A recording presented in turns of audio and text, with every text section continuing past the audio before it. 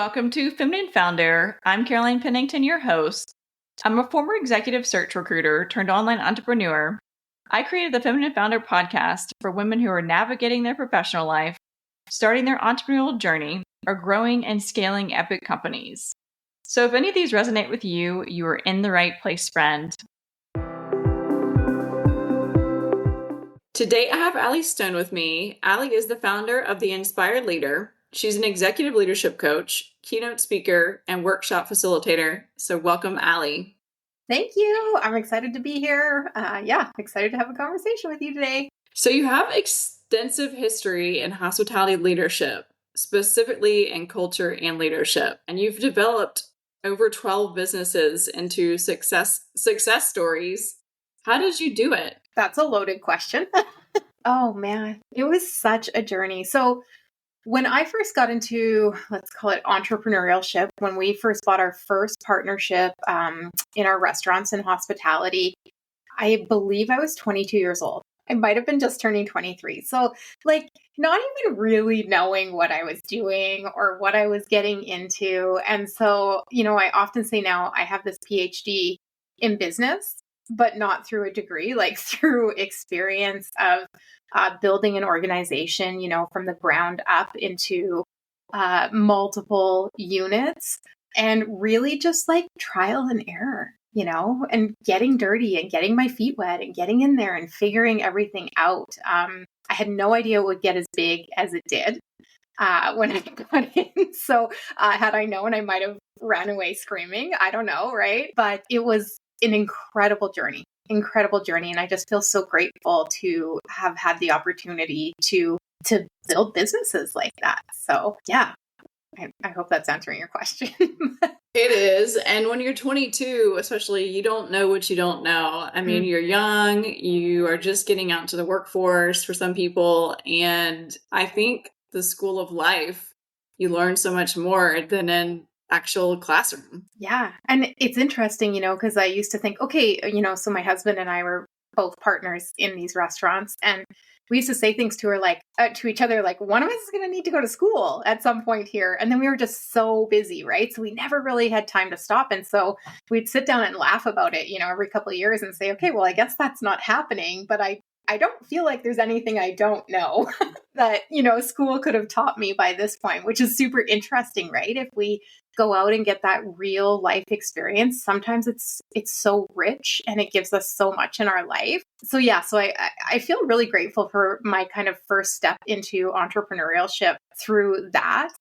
It was like a restaurant franchise. So I know there's a lot in the US. And when we got in with this restaurant franchise, there was 2 locations. And by the time I was done, there was 95. So you can imagine the growth and the expansion that happened, in that 17-year career with that organization and with that group. How did you do that? I mean, to go from 2 restaurants to 97, that is an insane amount of growth. And I mean, just when you talk about logistics with sales and customer acquisition and marketing and training talent, I mean, how did you learn and pivot and grow through all of that growth? Yeah, I mean, it was a really wild adventure. So, the franchise ended up with the 95 restaurants. We ended up with 17 of those. So, I mean, still massive growth even within our franchise group. And, there was a lot of pivoting. There was a lot of learning. There was a lot of trial by fire, if that makes sense. A lot of saying, okay, well, let's try this. Let's see if it sticks. And so sometimes that was really good. And sometimes that wasn't too, right? So sometimes that was hard on team members. Sometimes that was hard on us as leaders because there was so, I don't want to say turmoil, but there was a lot of uncertainty, right? In what we were doing. And so trying to figure that out was a journey in of itself. And I think as we grew, I think we were really lucky, number one, because my husband and I were both very passionate about leadership and understanding people and working with people. And that really became my role in the organization as we grew. So for the last decade, I was the director, and it was just leadership development and culture. That was it. And so I just got to identify people who maybe wanted to excel or grow or reach different levels of talent, and then develop them. And it was incredible. And so I think taking like a bigger focus like that and working with, a larger team. At one point we had almost 500 people on our team. Thinking like that helps you keep expanding, right? You got to keep looking at the bigger picture, keep moving outward if you can, right? So speaking of leadership, I mean, not everyone is cut out for leadership.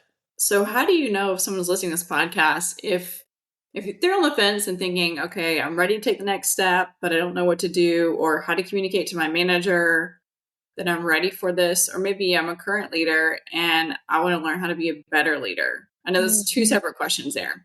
I'll start with the current leader and want to learn how to be a better leader.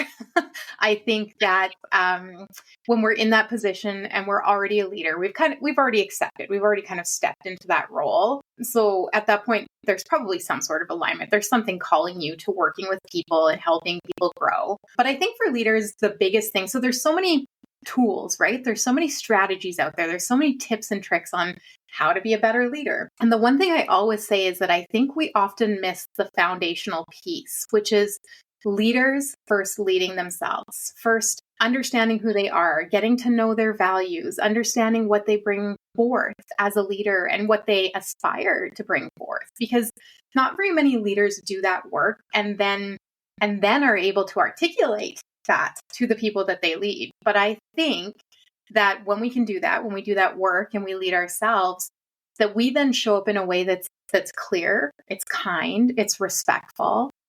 It creates understanding and collaboration and community and creates leadership that honestly I think changes the world. And so I think if you really want to be a great leader, you got to stop and assess yourself. And so that I would probably even say that to the person considering being a leader. Like, does that even align with your values? Do you want to be the person who steps in the line of fire for a team of people? Do you want to be the person who always goes first, even when it's not ideal, right? Because leaders do need to do that. They need to show their teams and their people that they're willing to go to bat for them, right? Really, at the end of the day. I think when you get into a leadership seat, a lot of what I've seen in corporate America is you are the advocate for your team, but that also creates sometimes conflict with other leaders or the executive team. And so there's a fine balance there of how do you, do your job and fit in with the C-suite or management team or whatever that looks like, and then also serve your team. Yeah, it's super challenging. I have a couple clients in corporate America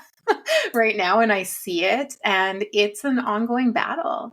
And I really think, Caroline, it comes back to like our authenticity as leaders and being willing to have conversations with the C-suite level leaders and with the people who are on your team and understanding the dynamics that exist in each company. Because, I'm working with two large organizations right now and their dynamics are different, but they do face a lot of these, what would you call them? Almost like container or siloed kind of issues, right? So like we're over here and these are the decisions we're making.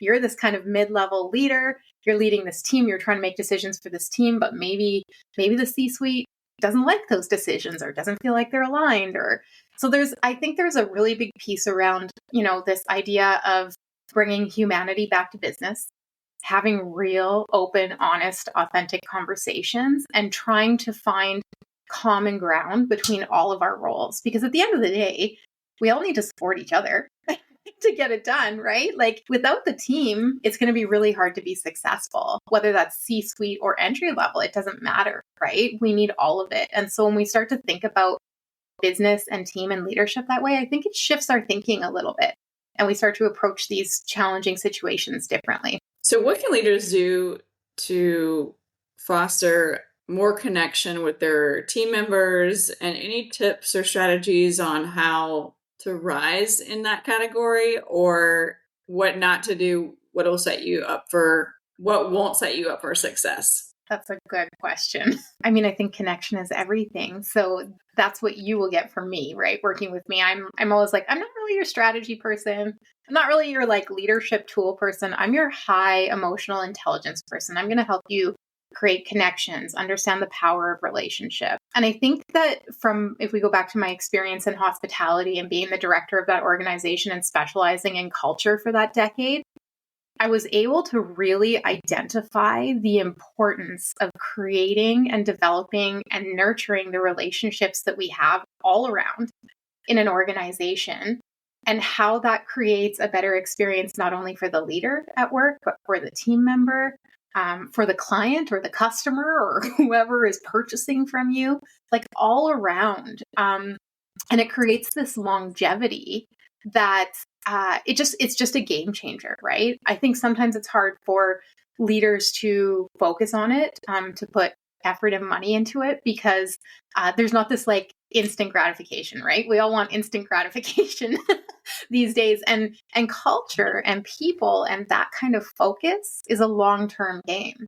But that's a long-term game that really does pay off when you're not turning people over, when you have people who are happy at work, when you have people who will go to bat for what you're doing, right? It's actually a really inspiring place to be. How do you have balance when you're busy and your company is growing or your team is drinking from a fire hose? I mean, how do you balance that connection and being authentic with your team when also you have a full workload on your plate? I think it requires a vision. So I think leaders need to have a vision. They need to have something they're driving towards that's inspiring their team. Because I think when we have goals, we're excited, right? We're like, oh, we're driving towards something. This is really exciting. I want to be a part of this with you. And in that, I think relationships are created. I think connection is formed. And so when a business is growing and it's really, really busy, I think the vision, the purpose, the like, this is where we're going is everything. I think that really drives the company forward and drives the connection. So you did an Instagram post recently about energetic alignment that I really loved. And I know that switching gears here from the leadership piece to energetic alignment, but it all goes in the same space of being authentic, knowing yourself, all of the things. And so can you unpack that further for our listeners? What exactly is that and how can you use it to your advantage professionally? Sure. I actually use it a lot as a leader. So I do think it ties in, but it really is this kind of idea of leading yourself first. So energetic alignment is getting clear on what brings you energy and what takes your energy away, right? So let's say, for example, as a leader, you are engaging in something every day at work that takes your energy, that drains you, that makes you feel like garbage. Well, maybe there's a way to delegate that. Maybe there's a way to get creative about that task. Maybe there's a way to look at that differently. But my theory is that if we can find ways to do things that give us energy, that align energetically, that we're happier people, we're more engaged, and we're more like, if we're going to go back to life, we're more engaged in the process of life. And so it's just like, I don't know. For me, I mean, I hate doing the dishes. So I'm not energetic. Don't tell my husband because he always does them for me, but I'm not energetically aligned with doing the dishes. And I will do like lots of things in the kitchen. I love cooking, all of these things, but I just hate doing the dishes and they just drain my energy and I don't want to do them at the end of dinner. And so I actually don't. And, like I'll do lots of other things for my husband and we support each other in different ways, but I don't really like do the things that don't bring me energy anymore. And so, I mean, that's a really silly example, but it's not that silly when you're at the end of the day and you want to relax and you want to step into, relaxing and enjoying your evening and feeling good about the day that you had. Doing something that drains your energy isn't necessarily going to put you in that place where you want to be, right? So you can think about that from the perspective of a leader, from the perspective of your career, how you're living your life. But I think it comes back to this idea of personal power, and we all are able to choose. So what do you suggest to the person who's listening to this and they're like, oh, I always have 100 emails to respond to and I just hate responding to emails. And what do you say to someone who gets bogged down with stuff like that they're going on? Or maybe they hate doing yearly reviews or they hate doing meetings with whoever fill in the blank. Yeah, totally. And so, I mean, I'm sitting here saying I don't want to do the dishes, but there are some times I have to do the dishes, right? So sometimes we have to do these things, and that is an unavoidable part of life. And so how I personally manage, and I can only tell you from my own experience, is I minimize that time. So I actually hate emails too. And so I don't spend a ton of time in emails. So I'll spend 30 minutes in the morning and 30 minutes before I go to bed. And that's it. Or before I finish my day. That's it. That's all I'll spend on emails in a day. And those are my boundaries around those 2 30-minute blocks in a day that just don't really give me energy. They just don't really like fill me up unless somebody, gave me $1 million through an email or something. I might get really excited. But you know what I mean, right? Like it just feels like, oh, they just never, it's one of those things that never ends. And I get that about, the tasks in our roles, especially for leaders. There are things we have to do, yeah, that maybe don't necessarily light us up, but I recommend that you pay attention to the times you do it, how much time you're putting into it, and then what you're doing to fill your energy back up after. Go for a walk, have a coffee, have a conversation with your best friend, go snuggle your dog. I don't know, do something, right? To like fill yourself back up. Don't deplete yourself and then leave yourself in depletion. Because again, we can be in control of that. I'm with you on that, although we're opposite because I actually hate to cook, but I will do the dishes all day. And my husband is great balancing that with me. So he'll typically get a protein and we'll fix that. And then I'll do the vegetables. And then so that way we split it. And then we'll take turns with the dishes. So I love your example that you provided. And that leads me to my next topic I want to talk to you with you is the inner voice. Okay. Let's say someone is working in corporate America and wanting to start a business on the side, or who is an entrepreneur and maybe needs to pivot or wants to pivot their business. Why is it important to listen to that inner voice? Well, I've done a lot of work around this. So I have had my own personal experiences where I haven't listened to my inner voice. And what I know of that experience is that it has left me in places in my life where I have felt like inauthentic, maybe disconnected from myself, maybe found myself in a place that wasn't aligned with my values or where I wanted to be in my life, my aspirations. And so this inner voice, first of all, I think there's two inner voices. I think there's the inner critic who is not a nice person. I don't really like the inner critic, but then is also necessary in some ways. But then there's this inner voice of like your heart, right? Your authenticity of you. And I think when we can connect with that and start to have a conversation with that voice, listen to that voice, speak to that voice, I think everything changes for us because we start to see the world through a different lens. We start to show up a little differently. We start to care about the people around us differently. I think in today's world, it is very easy to become disconnected. It's so busy. Everything's happening, social media. There's just like shit going on all the time, right? And some days you're just like, okay.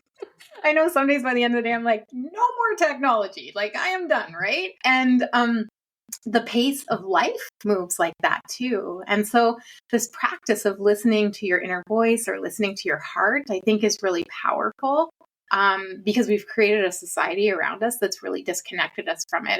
And when you do that, I think you live in your authenticity. And I think that's when we're most happiest. You make a great point with it being life is so busy. We have 50 million emails. We've got Instagram, we've got DMs, we've got LinkedIn going. It's got like one more technology thing to check. How do we create a life that balances both being seen on those platforms or participating if you're not a creator, and then also balancing taking time for ourselves and listening to that inner voice and creating things with that inner voice or taking action on that? Again, really good question and has been a journey for me. A lot of it has been boundaries for me personally. And I mean, I can only really reflect on myself, right? I hear things for my clients and help them with it too, because it can become very overwhelming. Creator or not creator, there are so many outside influences, right, that are coming in all of the time. And so you obviously know I'm somewhat of a creator. I put my thoughts out into the world. And so I have really strong boundaries around that. Again, I only check my emails at 8:30 in the morning. I only post on Instagram at 7 in the morning. And then I'm gone for the day. That's it, right? And I'll go on LinkedIn and I'll do a little messaging in the afternoon, but like that's it. So I have very specific boundaries around the times that I spend in those spaces. One of the things that kind of that I've learned along the way, one of my certifications is heart math. Have you heard of heart math before? We didn't really I haven't. That's a new one for me. Okay. So this is a really cool process. And this has like completely changed my life. And it's this process of kind of making this like 5-inch journey from your brain to your heart. And it's all based in scientific study.